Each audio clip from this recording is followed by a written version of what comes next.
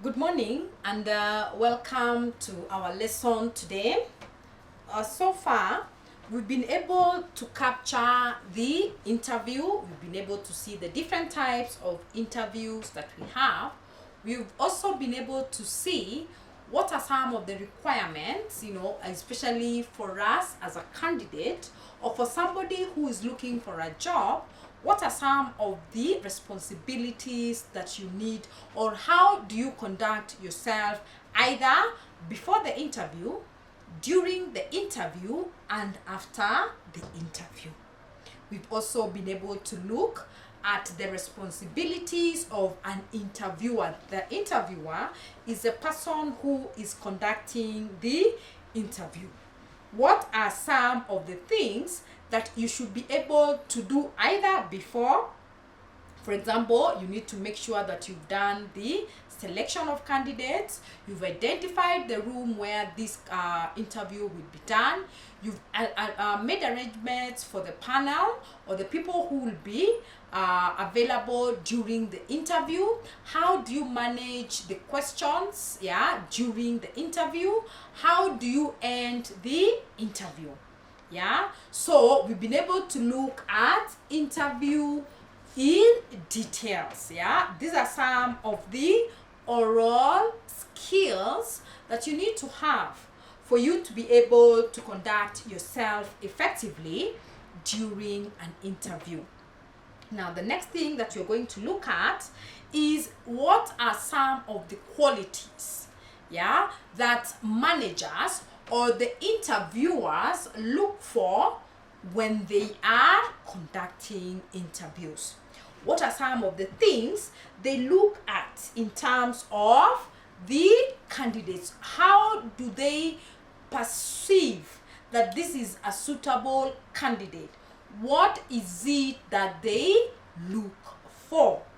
Okay, so we've got some points that I had mentioned earlier or in our notes, and some of these qualities that they look for. One of it is somebody who is emotionally mature. When we talk about somebody who is emotionally mature, what are we trying to say? We are trying to look for somebody who is able to make a decision, or somebody who is responsible enough for them to be able to work. They don't just look for somebody who is qualified. That is, yes, it's a requirement, but now there's the other trait or another characteristic about that person, is that they should be emotionally mature. Okay, we also say the person should be loyal. Loyal. When we talk about loyalty, we are trying to say this is somebody who should be, loyal. This is somebody who is honest. Somebody who has a vision. Somebody who is focused on what they will be able to help the company or the organization to achieve. Okay, then they also look for somebody who is a team player. A team player means this somebody or this person is able to work as a team. You cannot work alone. In any organization, you need to work together as a team.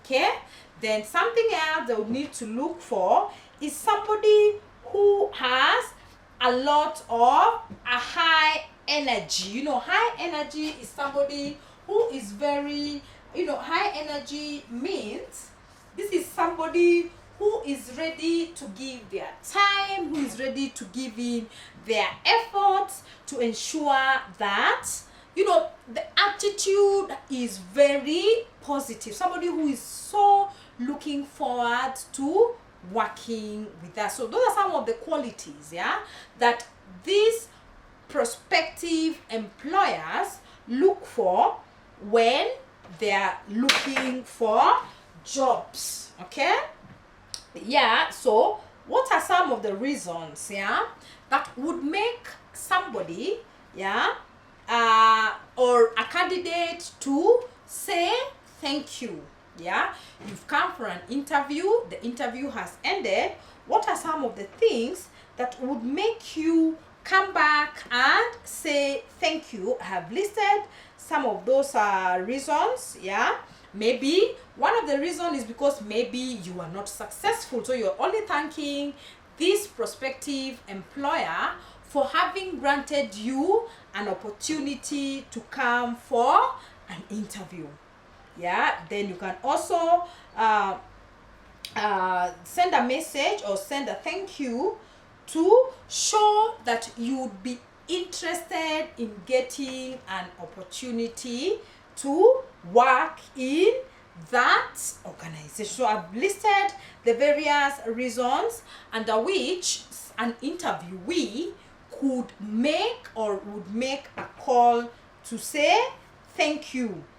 Okay, then we've also been able to look at the circumstances under which an interviewee would write a letter of inquiry about the interview. So I've listed those the requirements or circumstances under which that can happen.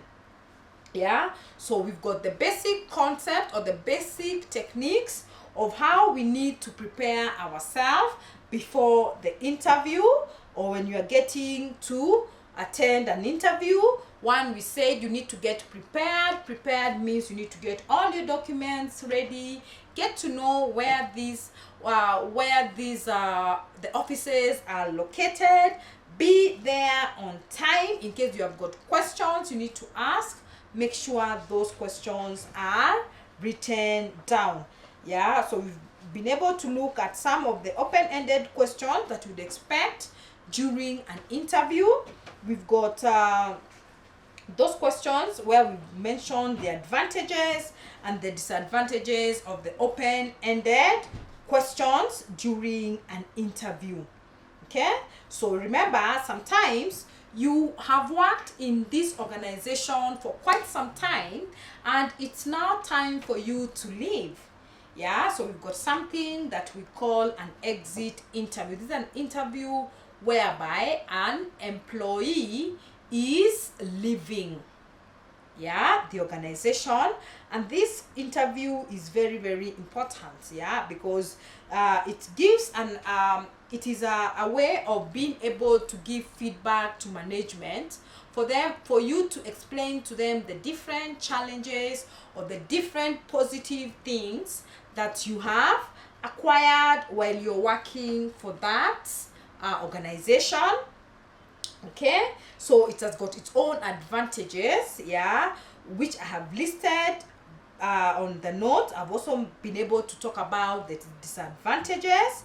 Yeah, sometimes it can be also be a bit, costly, and also maybe it can also sometimes there's that issue of the employee pouring out their hearts, and sometimes they could be a bit of a bit negative, yeah, because sometimes they'll talk about all the bad things. Maybe this is somebody who's had a grudge, and now they're able to pour out their emotion, and sometimes you're not able to achieve the objective of that exit interview. Okay, so we'll go to the next lesson where we mentioned about the listening skills. Okay, listening also is a skill. Okay, so it's very important and it aids in communication. And sometimes when if you're a bad listener, you will also make bad decisions. Therefore, it is important for you to be able to listen effectively. So what are some of the reasons or importance of listening? We've said is to obtain information. Yeah, when you listen, you obtain information. You also solve problems. You also share experiences and you are able to persuade or dissuade a certain issue. We've got the advantages of listening to an organization. Why is it important for us to listen? Because when we listen, it helps the organization to know, it helps you to be able to know the organization. You also listen because it is important for the success of the open door policy. Remember, the open door policy is where somebody is able to walk into an office and be able to be heard. Okay, so what are some of the effects of poor listening to an organization? So what happens when people don't listen is that there is passing of inaccurate or incomplete information. When people don't listen, they don't give complete information. We also say there is difficulty of sharing information and experience because somebody doesn't choose to listen effectively. So you've got the different stages of listening process, where we say there is listening at the receiving stage. Now, the receiving stage is the first stage in the process of receiving the message. Now, when you receive the message, that particular is the listening, or listening at when you're receiving the message. So how do you improve your listening reception? So focus your attention on verbal and non-verbal messages.